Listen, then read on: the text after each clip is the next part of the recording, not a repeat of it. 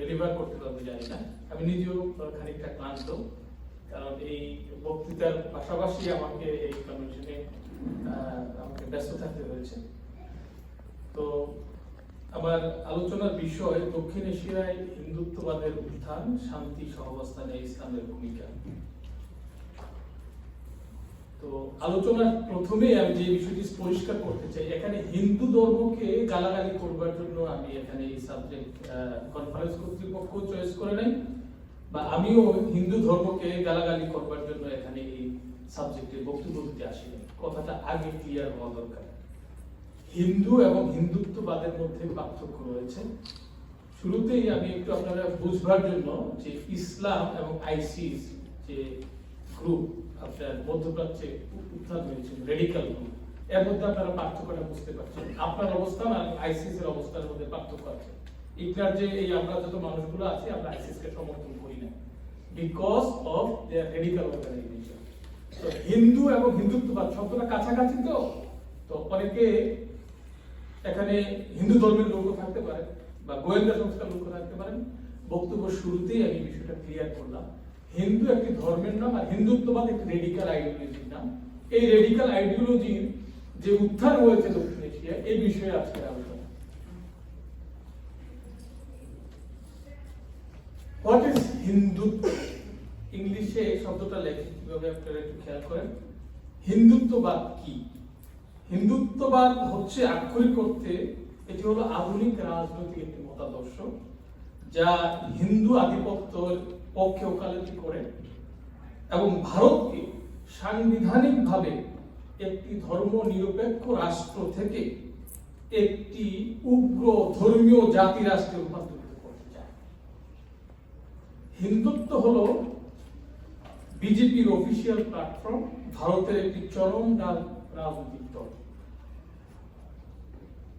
এই হিন্দুত্ববাদ, হিন্দুত্ব এই শব্দটির প্রথম যিনি আপনার শব্দটি উচ্চারণ করেন বা রাজনৈতিক সাহিত্যে নিয়ে আসেন, তার নাম হলো সাভারকার, যিনি হিন্দু জাতীয়তাবাদের প্রতিশব্দ হিসাবে এই হিন্দুত্ব শব্দটিকে রাজনৈতিক সাহিত্যে নিয়ে আসেন। এবং সাভারকারই প্রথম দার্শনিক যিনি মুসলমানদের প্রথমবারের মতো ভারতবর্ষে দখলদার হিসেবে অভিহিত করেন।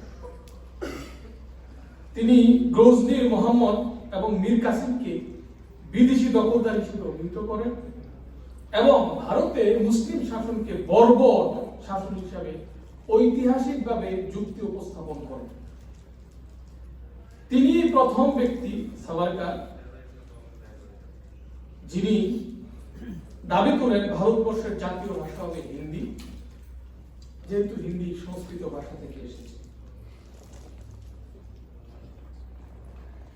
থ্রি কি আইডিওলগ, তিনজন প্রধান আদর্শবাদী বা আদর্শিক নেতা হিন্দুত্ববাদী এই মুভমেন্টের। একজনের নাম হলো বিনায়ক দামোদর সাভারকার, যার নাম আমি বললাম। আরেকজনের নাম হচ্ছে কেশব বালিরাম হেডগেওয়ার, আরেকজনের নাম হচ্ছে এম.এস. গোলওয়ার্কার। এই তিনজন ব্যক্তিকে আমরা এই উগ্রবাদী, এই রেডিক্যাল আইডিওলজি, রেডিক্যাল আদর্শের আইডিওলগ হিসেবে আমরা বিবেচনা করতে পারি। আমি প্রথমেই বলছি যে হিন্দুত্ব শব্দটির উত্থান হয়েছিল আজ থেকে 100 বছর আগে। প্রথম একটি বই লিখেছিলেন সাভারকার, হিন্দুত্ব হো ইজ হিন্দু। এটার টাইটেলে উনি বলছেন, a Hindu means a person who regards this land of Bharatvarsha from the Indus to seas as the fatherland as well as his holy land, and that is the cardinal land for his religion. তার এই title বুকের মধ্যে তিনি তার পুরো বইয়ের বা পুরো আদর্শের একটা সামারি করার চেষ্টা করেছেন। তিনি এই বইয়ের আমি টেক্সচুয়াল অ্যানালাইসিস করেছি আমার মাস্টার্স থিসিসে। তো আমি সামারি করে 2 মিনিটের মধ্যে বইয়ের টেক্সটটা বলতে চাই, কেন এটা রেডিক্যাল আইডিওলজি। সাভারকার বলতে চাচ্ছেন যে তিনি হচ্ছেন হিন্দু, যিনি হিমালয়ের পাদদেশ থেকে শুরু করে ভারত মহাসাগর ও বঙ্গোপসাগর পর্যন্ত বিস্তৃর্ণ ভূমিকে তার পিতৃভূমি মনে করে এবং শত্রুকে বিদ্যুৎ চমকের মতো করে প্রতিরোধ করে। তিনি এখানে হিন্দুদের ডেমিনেশনে শুধু দেন নাই, তিনি পুরো এই জনগোষ্ঠী যে আফগানিস্তান থেকে শুরু করে মিয়ানমার বর্ডার পর্যন্ত পুরো জনগোষ্ঠীকে হিন্দু বলছেন এবং তিনি বলছেন যে হিন্দুদের বাইরের যে শক্তি আছে তাদেরকে বিদ্যুৎ চমকের মতন তারা প্রতিরোধ করে। সেখানে তিনি একটা রেডিক্যাল, এই যে মুসলিম, এই যে খ্রিস্টান, এই যে বৌদ্ধ, আরো অনেক জাতি গোষ্ঠী আছে, সেই জাতি গোষ্ঠীকে তিনি এই অঞ্চলে নাকচ করে দিয়েছেন। This is called radicalism. সাভারকারী তিনি বলছেন হিন্দুত্ববাদের মতাদর্শের প্রাথমিক লক্ষ্য হলো হিমালয় থেকে সিন্ধু অঞ্চল পর্যন্ত হিন্দু মতাদর্শের উপর ভিত্তি করে একটি সাধারণ ভূমি, অভিন্ন রক্ত, অভিন্ন সংস্কৃতি প্রতিষ্ঠা করা এবং এই হিন্দুত্ব মতবাদ অনুসারে আফগানিস্তান থেকে ইন্দোনেশিয়া, ভারতীয় উপমহাদেশ সহ হিন্দুদের একটি জন্মভূমি রূপে, অভয়ারণ্য রূপে এটাকে প্রতিষ্ঠিত করা, এটাই হলো হিন্দুত্ববাদের মূল বক্তব্য। এবং সাভারকারী প্রথম ব্যক্তি যিনি প্রকাশ্যে দাবি করেন হিন্দুদের প্রধান শত্রু হচ্ছে মুসলমানরা, ব্রিটিশরা।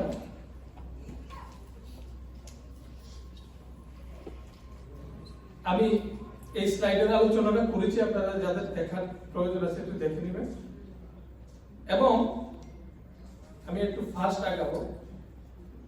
এই যে একটি ম্যাপ দেখছেন, এটা হলো অখণ্ড ভারতের ম্যাপ। একটু খেয়াল করে দেখবেন যে বাংলাদেশ কিন্তু এর মধ্যে রয়েছে, গেরুয়া পতাকায় আবদ্ধ, শ্রীলঙ্কা থেকে শুরু করে ওই পাকিস্তান, আফগানিস্তান থেকে শুরু করে। এই ম্যাপটি প্রথম আবিষ্কার করেন এই আমেরিকার সিএনএন এর একজন সাংবাদিক। তিনি আরএসএস এর, আমি আলোচনা করব, আরএসএস এর যখন কার্যালয়ে যান তখন তিনি এই ম্যাপটি আবিষ্কার করেন। তখন তিনি জিজ্ঞাসা করেন, তোমরা যে এই আরএসএস প্রতিষ্ঠার উদ্দেশ্যটা এখানে বলে দিচ্ছি যে তোমরা যে এই যে জাতি রাষ্ট্রগুলো আছে, আফগানিস্তান আছে, পাকিস্তান আছে, নেপাল আছে, বাংলাদেশ আছে, এই রাষ্ট্রগুলোকে তুমি অস্বীকার করছো, পরে পুরোটিকে একটি রাষ্ট্র ব্যবস্থার আন্ডারে একটি পতাকার তলে আনতে চাচ্ছ। তারপর থেকেই কিন্তু এই ম্যাপগুলো সারা দুনিয়ায় ছড়ানো হচ্ছে। এবং আপনারা যদি একটু খেয়াল করেন ফেসবুক, টুইটারে অখণ্ড ভারত যে হ্যাশট্যাগ, এর পরিমাণ কত শত পরিমাণ বেড়ে গেছে এবং এটার পক্ষে সমর্থন দিন দিন বাড়ছে এই আইডিওলজি। তো হিন্দুত্ববাদের আপনার ফলোয়ার্স কারা? হিন্দুত্ববাদের ফলোয়ার্স হচ্ছে আপনার ভারতীয় জনতা পার্টি, বর্তমান বিজেপি, একটা সহজ ভাষায় বলতে গেলে রাষ্ট্রীয় সমাজসেবক যে আরএসএস এর যে নাম শুনেন আপনারা, এবং তাদের আরএসএস হ্যাজ এট লিস্ট 52টি অ্যাফিলিয়েট তাদের অর্গানাইজেশন আছে, তাদেরকে কালেক্টিভলি বলা হয় সংঘ পরিবার। আমি এই টার্মিনোলজিগুলি বলছি এই জন্য যে এখান থেকে কিছু নিয়ে আপনারা ফার্দার যাতে আরো পড়াশোনা করে জানতে পারেন, আমি এই জন্য সামারি করতে চাই। এর মধ্যে একটা হচ্ছে এই আপনার ভিএইচপি, বিশ্ব হিন্দু পরিষদ, এটা এই হিন্দুত্ববাদী আইডিওলজির একটা অর্গানাইজেশন। 10 জন টেররিস্ট অর্গানাইজেশন যাদের কাজই হচ্ছে মুসলমানদেরকে মারানো, জয় শ্রীরাম স্লোগান দিয়ে পিটানো। এইভাবে আপনার এই তারা হচ্ছে এই হিন্দুত্ববাদী আইডিওলজি আপনার অনুসারে। এরপরে আমি কথা বলবো যে হেডগেওয়ার। আমি বলছিলাম যে একজনের ব্যাপারে আলোচনা করেছি যে সাভারকারের ব্যাপারে, আরেকজনের নাম হচ্ছে হেডগেওয়ার, আরেকজনের নাম হচ্ছে গোলওয়ার। এই হেডগেওয়ার যখন এই আরএসএস প্রতিষ্ঠা করেন তখন তিনি মোটিভেটেড হন সাভারকারের হিন্দুত্ববাদী হিন্দু এই বইটি পড়ে এবং তিনি সাভারকারের সাথে এই বিষয়ে কথা বলেন এবং সাভারকার তাকে উৎসাহ দেন যে তুমি একটা অর্গানাইজেশন ফরমেশন করো। এবং আইডিওলজিক্যাল লিডার হিসেবে সাভারকার টু আপনার হেডগেওয়ার, এবং হেডগেওয়ারের পরবর্তীতে আরএসএস সংগঠনটি তিনি করেছেন, কিন্তু আদর্শিকভাবে জিনিসটাকে এগিয়ে নিয়ে যাওয়ার জন্য গোলওয়াকার নামে একজন আইডিওলগ আরএসএস এর, তিনি অনেকগুলো বই লেখেন এবং তার বইয়ের মধ্যে তিনি স্পষ্ট ভাষায় তিনি উল্লেখ করেন যে তিনি জার্মানির যে উগ্রবাদী রেসিস্ট, ফ্যাসিস্ট, নাজি গ্রুপ, সেই ধাঁচে এই আরএসএস কে গড়ে তুলতে চান এবং যেমনি করে জার্মানিতে ইহুদিদেরকে দমন করা হয়েছে সেই মডেলটাকে তিনি ভারতে আমদানি করতে চান, কিন্তু এর অ্যাকশনের রোল যে পিপল হচ্ছে মুসলিম, মুসলমানদেরকে ধ্বংস করে দিতে হবে, শেষ করে দিতে হবে। এই হেডগেওয়ার এবং গোল আকারের এই আপনার মোটিভেশনে বজরং দল বলছে যে 2001 সালে তারা একটা কনভেনশন অর্গানাইজ করেন আহমেদাবাদে, এবং সেখানে তারা বলেন যে তারা সেখানে একটা মেইন স্লোগান দেন যে মুসলিম কো নাস্ট কর, ডেস্ট্রয় দ্য মুসলিম, এই বজরং দলের। এবং তারা এই শুরুতেই আরএসএস এই গোল ওয়াকার এবং হেডগেওয়ার এবং সাভারকারের যে উক্তিগুলো এগুলো পড়েই তারা অনুষ্ঠানগুলো শুরু করে। আমি আরো আপনাদেরকে আরেকটু বলতে চাই যে কালকে যেমন আমি খুব উচ্চ আওয়াজে বক্তব্য দিয়েছি, আজকে ভেরি টেকনিক্যাল, এই জন্য আমি আস্তে আস্তে একটু করে বলছি এবং আস্তে আস্তে আমি কিছু ইম্প্যাক্টের কথাও বলবো আপনাদেরকে। দ্য সোর্স অফ হিন্দুত্ব বা আইডিওলজি, এই যে আইডিওলজির সোর্সটা কি? প্রধান সোর্স হলো দ্য সোর্স অফ হিন্দুত্ব বা আইডিওলজি আরএসএস, রাষ্ট্রীয় সমাজসেবক সংঘ, স্বয়ংসেবক। আর তারপরে হচ্ছে বিজেপি, তাদের পলিটিক্যাল উইং। এরপরে হচ্ছে বিশ্ব হিন্দু পরিষদ, এটা আমেরিকা বেসড একটা অর্গানাইজেশন। এরপরে হলো সেবা বিভাগ হচ্ছে আইডিআরএফ, এবং বজরং দল হচ্ছে Hindu unity the militant wing. এরপরে তাদের এই সেবা উইং থেকে আরো অনেকগুলো অর্গানাইজেশন সেখান থেকে আসে। তাইলে মূল সোর্সটা হচ্ছে আরএসএস, আপনাদেরকে এই জিনিসটা বুঝতে হবে। এবং দ্য গ্লোবাল সংঘ পরিবার, আমি বলছিলাম সংঘদের 52টা তাদের শাখা প্রশাখা রয়েছে। এর মধ্যে লাল চিহ্নিত যে এই জিনিসগুলো আছে এগুলো বেসড ইন ইন্ডিয়া, এবং organisation based outside India. You see that যে শুধু এই অর্গানাইজেশন তার আদর্শ প্রচার শুধুমাত্র ভারতবর্ষেই করছে না, এটিকে তারা সারা দুনিয়ায় তারা নেটওয়ার্কের মধ্যে দিয়ে তারা নিয়ে আসছে। এই বিষয়টিকে আমাদেরকে উপলব্ধি করতে হবে। আজকে আমি ইন্ডিয়ান এই মূল আলোচনা যাওয়ার আগে আমি ইন্ডিয়ার ডেমোগ্রাফি নিয়ে একটু কথা বলতে চাই। কেন এই মুসলমানদেরকে ধ্বংস করবার জন্য এই আরএসএস উঠে পড়ে লেগেছে? আপনারা দেখতে পাচ্ছেন হিন্দুর সংখ্যা হচ্ছে 79.8%, মুসলিমের সংখ্যা হচ্ছে 14.2%।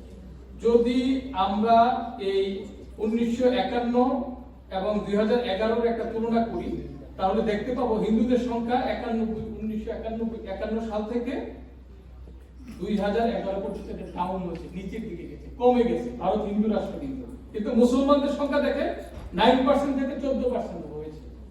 যার কারণে ভারতের যারা হিন্দুত্ববাদী আইডিওলজি লোকেরা তারা মাথা খারাপ হয়ে গেছে যে এই মুসলমানদেরকে যে কোনো ভাবে হোক আমাদেরকে প্রোটেক্ট করতে হবে, হত্যা করে হোক, তাদেরকে দেশান্তরী করে হোক, যেভাবে হোক কাশ্মীরকে ডিস্টেবিলাইজ করে হোক, তাদেরকে রিফিউজি বানিয়ে হোক, যেভাবে হোক ডিস্টেবিলাইজ করতে হবে। এই ডেমোগ্রাফিক আলোচনাটা আমি এই জন্য নিয়ে আসছি।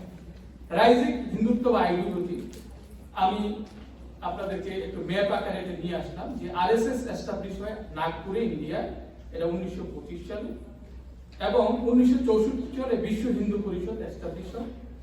এরপরে বিজেপি প্রতিষ্ঠিত হয়। কিভাবে এটা রাইজিংটা হয় দেখেন, 1980 সালে, সবগুলো একসাথে হয় না। প্রথম আদর্শিক সংগঠন হিসাবে আইডিওলজিক্যাল, কালচারাল, রিলিজিয়াস দল হিসেবে আরএসএস এর উৎপত্তি হয়। তারপরে আসে আপনার এই বজরং দল, টেররিস্ট উইং, যেটা তাদের কথাই হচ্ছে মানকাটো, সেটা 1984 সালে আপনার প্রতিষ্ঠিত হয়।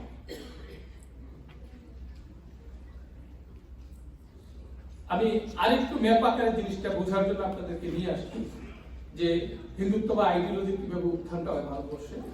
আপনারা জানেন যে জানুয়ারি 30, 1948 নাথুরাম গডসে নামে একজন টেররিস্ট আরএসএস এর সদস্য যে গান্ধীকে অ্যাসাসিনেশন করেছিল। এই ভারতীয় উপমহাদেশে এটিকে একটি এক্সাম্পল হিসেবে ধরে নেওয়া হয় যে টেররিস্ট অর্গানাইজেশন, মুসলিম, বৌদ্ধ, খ্রিস্টান যত দল আছে সবগুলোর মধ্যে একটা টেররিস্ট যদি কোনো ঘটনা বা উগ্রবাদী ঘটনা হিসেবে ধরা হয় তাহলে এই নাথুরাম গডসের এই অ্যাসাসিনেশনের ঘটনাকে ধরা হয়। এরপরে আসে 1984 সালে প্রথমবারের মতো বিজেপি আপনার তারা মেজরিটি লাভ করে এবং একটা পলিটিক্যাল শক্তি হিসাবে, রাজনৈতিক শক্তি হিসাবে এই হিন্দুত্ববাদী আইডিওলজির সংগঠন বিজেপি আপনার লোকসভায় তারা আপনার 2টা সিট পায়, বেশি না 2টা সিট পায়। তারপরে 1996 সালে তারা ফার্স্ট টাইম গভর্নমেন্ট ফর্ম করে বিজেপি, এই আরএসএস এর এই রাজনৈতিক শাখা। এবং 13 দিন মাত্র তারা স্টে করতে পেরেছিল। এরপরে আবার তারা আবারও ক্ষমতায় আসে, সে সময় তারা 13 মাস তারা ক্ষমতার মধ্যে ছিল এবং 2014 সালে তারা আবার পুনরায় নরেন্দ্র মোদীর নেতৃত্বে এই বিজেপি ক্ষমতায় আসে এবং তারা বিজেপি ওন 282টি সিট তারা আপনার ওন করে এবং দ্বিতীয়বারের মতো 2019 সালে তারা আবার মেজরিটি নিয়ে তারা ক্ষমতায় আসে। তাইলে আমরা হিন্দুত্ব আইডিওলজির যে বিকাশটা আমরা ম্যাপের মধ্যে দেখালাম। এই যে Modi is puppet in RSS hand. 2014 সালে নরেন্দ্র মোদীর নেতৃত্বে বিজেপি সরকার গঠন করে। আপনারা দেখতে পাচ্ছেন যে আরএসএস এর যে পোশাক, এই পোশাক পরিহিত নরেন্দ্র মোদী, দেখবেন খুব প্রাচীন একটি ছবি আমি এখানে দেখানোর চেষ্টা করছি, মাউসটা দেখা যায় কিনা। তো সেখান থেকে প্রাচীন ছবি, তার পরবর্তীতে একটা ছবি, তারপরে সে মিনিস্টার হওয়ার পরেও তার আরএসএস যে চিহ্ন সমাবেশে দেখেন, এবং সে যে গভর্নমেন্টটা ফর্ম করে 70% of the member from RSS, যে ক্যাবিনেটটা ফর্ম 70% পিপল ফ্রম আরএসএস, তারা আরএসএস এর সদস্য ছিল। এই ডাইনামিক্সটা আমাদেরকে বুঝতে হবে কিভাবে এই জিনিসটা আগাচ্ছে। আমি প্রথমে বলছি যে আজকের আলোচনাটা একটু টেকনিক্যাল, আপনারা নোট নিলে আপনারা আরো বেশি, আমার চেয়ে বেশি ফিডব্যাক দিতে পারবেন। এই নরেন্দ্র মোদী ক্ষমতা আসার পরে কি হলো যে হেড ক্রাইম বেড়ে গেল। হেড ক্রাইমের সংখ্যা এমন বাড়লো যে আপনার গত এক দশকে আপনার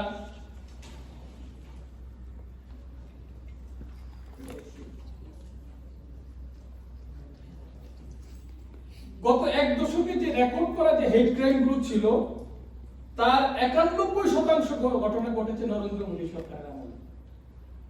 এবং হেড ক্রাইম ওয়াচের তথ্য মতে আপনার 2009 সালের জানুয়ারি থেকে 30 এপ্রিল 2019 পর্যন্ত 287টি ঘৃণ্য অপরাধের ঘটনা ঘটে এবং এই ঘটনাগুলো শুধু একটি না, 36টি রাজ্যে এই ধরনের ঘটনা ঘটে এবং এতে 99 জন নিহত হয় এবং প্রায় 703 জন লোক আহত এই ঘটনায়।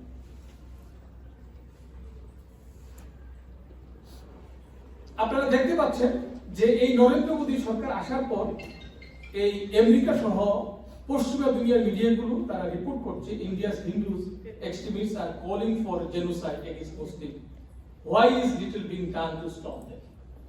আপনারা এটা মানে সিভিয়ারিটি কতটুকু, যে সাধারণত মুসলমানের স্বার্থে কিন্তু পশ্চিমা দুনিয়ার মিডিয়াগুলো কথা বলে, কিন্তু এটা পলিটিক্যাল সায়েন্টিস্ট বলেন, সোশ্যাল সায়েন্টিস্ট বলেন, তারা আশঙ্কা করছেন একটা বড় ধরনের গণহত্যার মহা আয়োজন ভারতবর্ষ জুড়ে তৈরি হয়েছে। তার কিছু সিগনিফিকেন্ট উদাহরণ হচ্ছে, আমি এই যে তাবরেজ আনসারি নামে এই ভদ্রলোক, তাকে রাতের বেলা সে কাজের থেকে বাড়িতে ফিরছিল, তাকে আটকে তাকে প্রথমে পিটানো হয় এবং বলতে বাধ্য করা হয় যে তুই জয় শ্রীরাম স্লোগান, বন্দে মাতরমের পরিবর্তে আরএসএস বিজেপি স্লোগান হলো জয় শ্রীরাম। আপনারা তাবরেজ আনসারি ভিডিওটা একটু যদি দেখেন, কি নির্মম ভাবে তাকে পিটানো হচ্ছে, তাকে বলা হচ্ছে, লাঞ্চিং করা হচ্ছে, তাকে পিটানো হচ্ছে আর বলা হচ্ছে যে তুমি জয় শ্রীরাম স্লোগান দাও। এই ব্যক্তিকে পরে গরু চুরির অভিযোগে তাকে থানায় সোপর্দ করা হয় এবং থানায় পুলিশের আটক অবস্থায় এই লোকটা মৃত্যুবরণ করে এবং এই ঘটনাটি একটি সিগনিফিক্যান্ট ঘটনা। এই ঘটনা একটি না, প্রান্তর থেকে প্রান্তরে এই মোদী সরকারের আমলে এই লাঞ্চিং, এই অবমাননা, এই নির্যাতন চলছে অবিরত। দ্বিতীয় আরেকটি ঘটনা আপনারা জানেন যে মুসকান আনসারি খানের কথা আপনারা জানেন, যে কলেজগুলোতে কিভাবে এই আব্রু বোরকাকে নিষিদ্ধ করার জন্য যখন বিজেপি আরএসএস এর সদস্যরা হামলে করতে চেয়েছিল, তখন এই মুসকান খান তার সাহস নিয়ে আল্লাহু আকবার স্লোগানের ধ্বনিতে এই বিজেপি এই যুবকদের সামনে রুখে দাঁড়িয়েছিলেন। আজকে তার এই হাতটি সিম্বলিক হাত হয়ে দাঁড়িয়েছে। আপনি বলবেন যে এই মুসকান খান আজকে তার এই হিজাবের লড়াইয়ের প্রতীক হিসেবে দাঁড়িয়েছে। আমি একটু পরে আসবো যে আপনি হয়তো ভাবছেন যে এটি হয়তো ইন্ডিয়াতে সীমাবদ্ধ, বাংলাদেশেও আমাদের বোনদেরকে হিজাবের জন্য লড়াই করতে হচ্ছে। আমি এই আলোচনাটা পরে আসবো। তারপরে আসি যে আমি কিভাবে ঘটনাগুলো ঘটছে। আমরা দেখছি যে এই বজরং দল, এই আরএসএস এর পক্ষ থেকে গুজরাটের রায়ট আপনারা জানেন, সেখানে 2000 লোককে প্রাণ দিতে হয়েছে, মুসলমানকে প্রাণ দিতে হয়েছে। শুধু মুসলমানদের উপরে যে হামলা হচ্ছে তা না, আমরা খ্রিস্টানদের বিরুদ্ধে অব্যাহত হামলা আমরা ভারতবর্ষে লক্ষ্য করি। তার একটা সিগনিফিক্যান্ট ঘটনা হচ্ছে 2008 সালে খান্ডামাল ভায়োলেন্স এগেইনস্ট খ্রিস্টিয়ান। এই খ্রিস্টিয়ানদেরকে এই রায়টে আপনার রায়টের কারণে এই মার্কিন যুক্তরাষ্ট্রের খ্রিস্টানরা অনেক তৎপরতা চালাচ্ছে, আপনারা হয়তো জানেন না, কিন্তু তাদের কিন্তু রক্ষা করতে পারছে না মোদির হাত থেকে। কারণ একমাত্র ভারতবর্ষে হিন্দুরাই থাকবে, সেখানে কোনো খ্রিস্টান, কোনো মুসলমান, কোনো বৌদ্ধ কারো কোনো অবস্থান নেই। তারপরে আসেন যে বাংলাদেশে কিভাবে এই হিন্দুত্ববাদের প্রভাব পড়েছে। আপনারা জানেন যে এই মোদি যখন এই দিল্লিতে সিএএ এর বিরুদ্ধে আন্দোলন হলো, সেখানে দিল্লিতে সম্প্রতি একটা রায়টের ব্যবস্থা করলেন, সেখানে প্রচুর মুসলমানের বাড়িঘর জ্বালালেন, অনেক মানুষ নিহত করলেন। এর ইমিডিয়েটলি মোদি যখন বাংলাদেশে আসতে চাইলেন, তখন আলেমরা রাস্তায় নামলো। নামার পরে আমরা যেটা দেখতে পেলাম, 17 জন মানুষকে, টুপি পরা মাদ্রাসা স্টুডেন্টদেরকে, ধর্মপ্রিয় মানুষদেরকে হত্যা করা হলো, 200 জন মানুষকে অ্যারেস্ট করা হলো। এর পরপরই আমরা দেখতে পেলাম মামুনুল হকের মতো আলেমকে গ্রেফতার করা হলো, আমরা দেখতে পেলাম মুফতি কাজী ইব্রাহিম সাহেবকে গ্রেফতার করা হলো, এর পরবর্তীতে 350 আলেমকে গ্রেফতার করা হলো, শুধুমাত্র এন্টি মোদি, শুধুমাত্র হিন্দুত্ব বা আইডিওলজির বিরুদ্ধে তারা কথা বলার জন্য, শুধুমাত্র ভারতীয় হেজিমনির বিরুদ্ধে কথা বলার জন্য। এর ইম্প্যাক্টটা আপনাদেরকে বুঝতে হবে। তার ধারাবাহিক পরে আমরা কি দেখতে পেলাম, 116 জন আলেমকে কালো তালিকাভুক্ত করা হয়েছে। আপনারা এটিকে বিচ্ছিন্ন কোনো ঘটনা হিসেবে বিবেচনা করলে আপনারা ভুল করবেন। বাংলাদেশকে ডি-ইসলামাইজেশন প্রসেসকে ত্বরান্বিত করবার জন্য 1000 মাদ্রাসাকে তালিকা করা হয়েছে, 116 জন মাওলানার তালিকা করা হয়েছে। এই মাদ্রাসাগুলো আপনারা হয়তো মনে করবেন কিছুই হবে না, 5 বছর হোক 10 বছর হোক, এই হিন্দুত্ব বা আইডিওলজি যদি রাইজ করতে থাকে মাদ্রাসাগুলো বন্ধ হয়ে যাবে। এই আলেমগুলো কোনো ব্যাংক অ্যাকাউন্ট করতে পারবে না, বিদেশে কোথাও যেতে পারবে। তো এমনি ভাবে আমরা কিন্তু দেখতে পাচ্ছি যে হিন্দুত্ব বা আইডিওলজির ইম্প্যাক্ট। আমরা দেখতে পাচ্ছি যে বাংলাদেশে এখন মুসলমানদের জনসংখ্যা 9%, কেউ বলছেন 8%, কেউ বলছেন 10%, কিন্তু সেই জায়গায় 300 আসনের মধ্যে তারা 60টি আসন অলরেডি দাবি করে আছেন। তারা বলছেন যে আগামী সংসদ নির্বাচনে আমাদের জন্য সংরক্ষিত 60টি আসন দিতে হবে। This is the impact of Hindutva বা আইডিওলজি।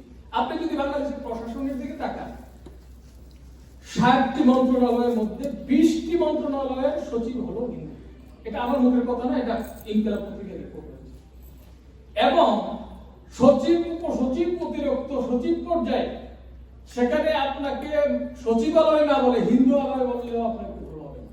আপনাকে মনে হবে আপনি সংখ্যালঘুর দ্বারা শাসিত একটি রাষ্ট্র। আজকে মাদ্রাসা বোর্ডে ডাইরেক্টর আজকে নিয়োগ করা হিন্দুদের পক্ষে।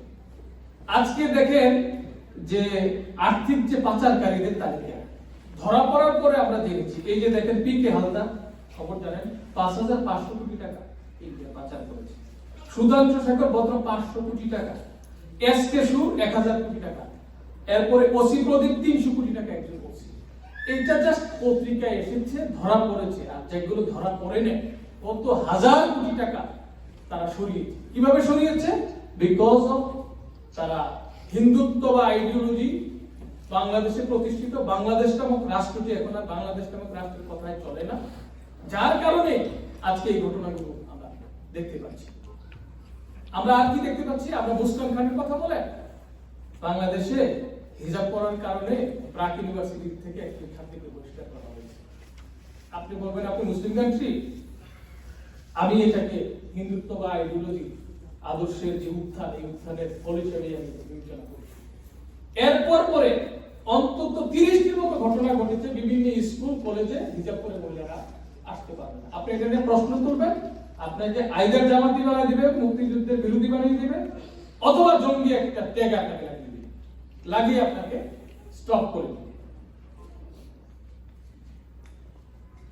এখন আসি অ্যাডভান্সিং হিন্দুত্ব বা এজেন্ডা ইন ইন্ডিয়া।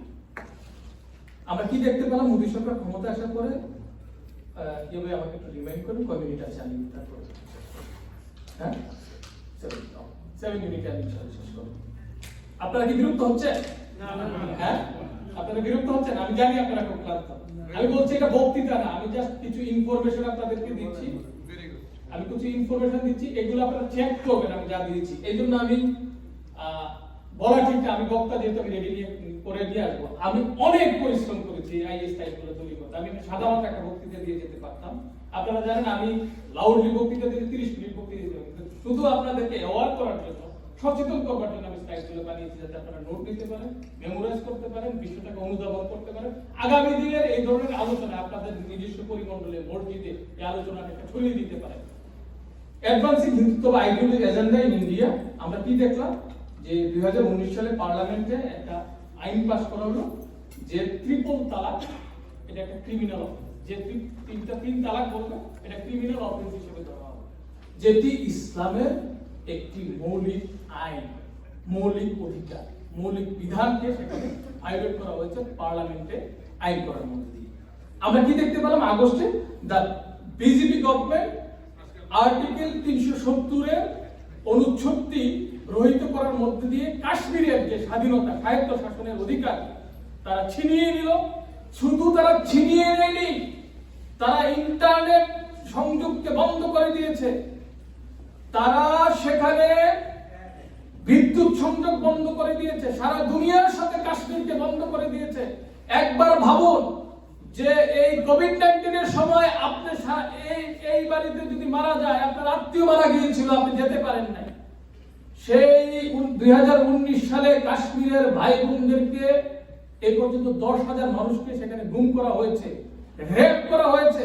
তারপরে এই স্বায়ত্ত শাসন কেড়ে নিয়ে সেখানে একটা নাজুক বর্বর পরিস্থিতি তৈরি করা হয়েছে। একবার ভাবুন যে আপনারা কোয়ারেন্টাইনে ছিলেন কোভিড-19 এর সময়, আপনাদের কি পরিস্থিতি হয়েছিল। ঠিক অনুরূপ পরিস্থিতি কিন্তু কাশ্মীরে তারা করেছিল এই বিজেপি সরকার 2019 সালে। বেশি দিন না, 2019-2020 সালে কোভিড-19 হয়েছে। আপনারা একটু অনুধাবন করুন কাশ্মীরে কি হচ্ছে। এখনো পুরোটা কাশ্মীর একটা কারাগার।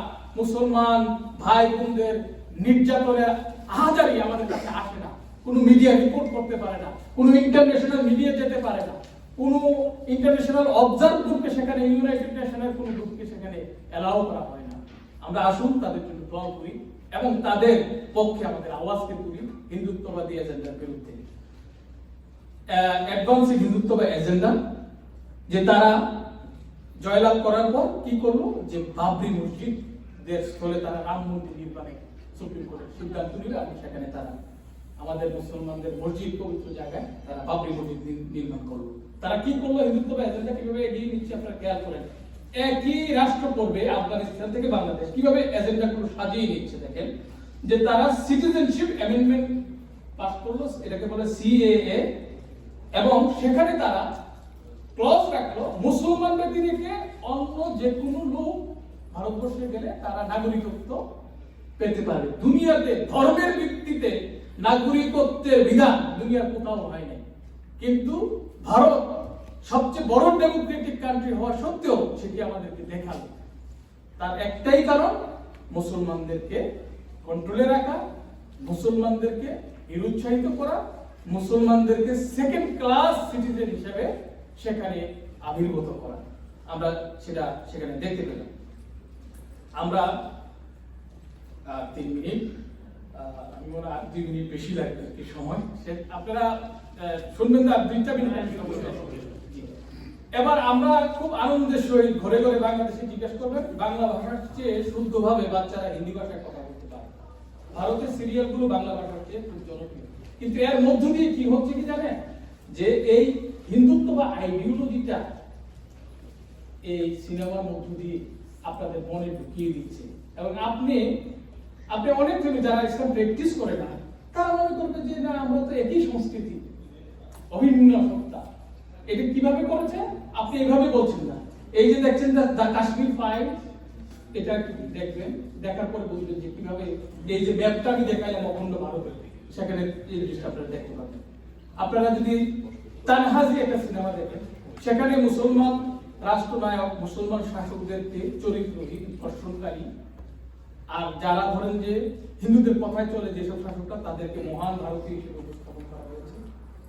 এবং পদ্মাবতী যে সিনেমাটা যদি আপনারা দেখেন, এইটা আমি 4টা সিনেমার নাম বললাম। সুকৌশলে মোদি আসার পর এই বলিউডকে তারা কাজে লাগিয়ে সারা দক্ষিণ এশিয়ার এই হিন্দুত্ববাদীগুলোর পক্ষে তারা জনমত ধীরে ধীরে ধীরে ধীরে তৈরি করছে। এই ব্যাপারে আপনাদের সচেতন থাকতে হবে। নাম্বার 2, হিন্দুত্ববাদ ideology in the age of social media. Social মিডিয়াকে তারা ইউজ করছে আপনার হার গার ভাগ জায়গা ভাঙ্গা জায়গা, এই গানটির ভিউ হয়েছে 62 মিলিয়ন। আরেকটা গান আছে মন্দির ওয়াহি বানায়েঙ্গে, মানে ওই যে বাবরি মসজিদে মন্দির, এটা একটা গান, সেখানে 2.3 মিলিয়ন লোক এই গানটি দেখেছে। আমি ইউটিউবে সার্চ করে দেখেছি। এটা অনেকটি ভার্সন আছে, আমি কিছু জিনিস সেখানে দেখালাম। তো এছাড়াও আপনি হ্যাশট্যাগ অখন ভারত দিবেন। এটা দিনে দিনে সোশ্যাল মিডিয়া, ফেসবুক, টুইটারে খুব জনপ্রিয় একটি স্লোগানে পরিণত হচ্ছে। এখন ভারত মানে বুঝুন তো, আফগানিস্তান থেকে বাংলাদেশ পর্যন্ত একটি রাষ্ট্র, ওই রাষ্ট্রের ধর্ম হিন্দু, ওই রাষ্ট্রের সংস্কৃতি হিন্দু, ওই দেশের নাগরিকটা পরিচিত হবে হিন্দু হিসাবে। তো এই হিন্দু হিসাবে যদি পরিচিত রাখে, সেখানে কারা থাকবে ওই রাষ্ট্রে? ইসলামিস্টরা থাকতে পারবে না, কারণ তারা তো সেই রাষ্ট্রে থাকবে না। তারা হয় লড়াই করবে, না হলে দেশ ত্যাগ করবে। থাকবে কারা? যারা সেকুলার, যারা ইসলাম পছন্দ করে না বা যারা ইসলাম প্র্যাকটিস করে না। আজকে আমাদেরকে এই বিষয়ে সোশ্যাল মিডিয়ায় সজাগ থাকতে হবে। ফেসবুকে অনেক সময় নষ্ট করি। এমটি এখন ভারতের বিরুদ্ধে আপনাকে হ্যাশট্যাগ তৈরি করতে হবে। আপনি না পারেন, আপনার বাচ্চাদেরকে হিন্দুত্ব বা আইডিওলজি সম্পর্কে সচেতন করতে হবে। তারা জানে how to dealing with social media. আমি এই জন্য আলোচনাটা নিয়ে আসি। রিসেন্টলি কিছু ঘটনা ঘটেছে যে মুগলাইসরাই স্টেশনের নাম বলতে বিজেপির আদর্শিক গুরু দীনদয়াল উপাধ্যায়ের নামে করার সিদ্ধান্ত হয়েছে। আপনারা জানেন 700 বছর মুসলমানরা শাসন করেছে। ভারতের আপনার রেল স্টেশনের নাম পরিবর্তন করা হচ্ছে, তাজমহলের নাম এখন শিবমহল নামে করার জন্য দাবি উঠেছে। তো আস্তে আস্তে মুসলমানদের যে নামগুলো আছে সবগুলো তারা শেষ করতে চায়। আমি শেষ করব 2 মিনিটের মধ্যে। হিন্দুত্ব বা নর্থ আমেরিকা, এই বিষয়টাই অন্তত 2 ঘন্টা আলোচনার একটা বিষয়, যে এই নর্থ আমেরিকা হিন্দুত্ব বা আইডিওলজি কিভাবে কাজ করে। আপনারা জানেন যে ভিওএসপি, যে বিশ্ব হিন্দু পরিষদ, তারা নিয়মিত কনফারেন্স করে এই ধরনের। আপনারা মনে করেন যে আপনারাই বড় কনফারেন্স করেন না, সেখানে 100টিরও বেশি সংগঠন সেখানে এই ভিওএসপি যোগদান করে। আমার এই কারেন্ট হিসাব নাই, 2014 সাল পর্যন্ত 100টি সংগঠন জয়েন করেছে। সংগঠন না মানুষ। আমার ধারণা সেটা 350-এর উপরে সংগঠন এই যুক্তরাষ্ট্রে, এবং তাদের অনুষ্ঠানগুলোতে বড় বড় কংগ্রেসম্যানরা ভোটের জন্য সেখানে যায় এবং সিনেটররা যায়, এবং কারা যায় কি বলে সেটা আপনাদেরকে একটু খেয়াল রাখতে হবে। এই জন্য আমি আলোচনাটা এখানে নিয়ে আসলাম। এরপরে আসে এই নর্থ আমেরিকা হিন্দুত্ব আইডিওলজি কি করছে, যে তাদের যে সংঘের ওয়েবসাইট শুধুমাত্র 23% ভারতে আছে আর 51% বিদেশে। এই 51%-এর মধ্যে 30% হলো মার্কিন যুক্তরাষ্ট্র। যে মুসলমানদেরকে মারো, মুসলমানদেরকে কাটো, এই পাকিস্তানকে একীভূত করো, বাংলাদেশকে একীভূত করো, ভারতবর্ষের সাথে হিন্দু রাষ্ট্র প্রতিষ্ঠিত করো, এটা প্রচার প্রচারণা কোথায় চলছে? মার্কিন যুক্তরাষ্ট্রে। কোথায়? মার্কিন যুক্তরাষ্ট্রে। সুতরাং এই ওয়েবসাইটগুলো আপনাকে আইডেন্টিফাই করতে হবে, এবং আইডেন্টিফাই করে আপনাকে তাদের যে প্রচার প্রচারণার বিরুদ্ধে আপনাকে কথা বলতে হবে আপনার ইমানের সাথে। না হলে এই ধরনের কনফারেন্স আর আয়োজন করা বেশি দিন সম্ভব হবে না, বিকজ তারা এখানে একটা ডমিনেন্ট শক্তি হিসাবে আবির্ভূত হচ্ছে। আপনার থেকে জনসংখ্যা অনেক বেশি। এরপরে আসে আমেরিকার রাজনীতিতে কিভাবে হিন্দুত্ব বা আইডিওলজি ইনফ্লুয়েন্স বাড়ছে। একজনের নাম হচ্ছে তুলসী গ্যাবার্ড। সে ওহাইও থেকে নির্বাচিত একজন সংসদ সদস্য। দেখতে পাচ্ছেন বিজেপির একজন আপনাদের কংগ্রেসম্যান, সে আরেকটি দেশের রাজনৈতিক দলের পতাকা গায়ে সে ভারতের এক অনুষ্ঠানের মধ্যে হাজির হয়েছে। ছবিটি কিন্তু হাজির করেছে। শুধু তাই নয়, এই তুলসী গ্যাবার্ড, এই যে ইকনা মুনা, এই ধরনের হাসানুল বান্না বা ইকওয়ান, এই ধরনের যত সংগঠন, এগুলোর তালিকা করে ক্যাম্পেইন করছে তারা যাতে এখানে কাজ করতে না পারে। আপনি কয়টা ক্যাম্পেইন করেছেন বিশ্ব হিন্দুত্ব বা আইডিওলজির বিরুদ্ধে? এই বজরং দল, এই বিশ্ব হিন্দু পরিষদ যে এখানে আলোচনা করে, আপনি কি কোনো ক্যাম্পেইন করেছেন? আপনি কি আপনার কংগ্রেসম্যানের সাথে কথা বলেছেন?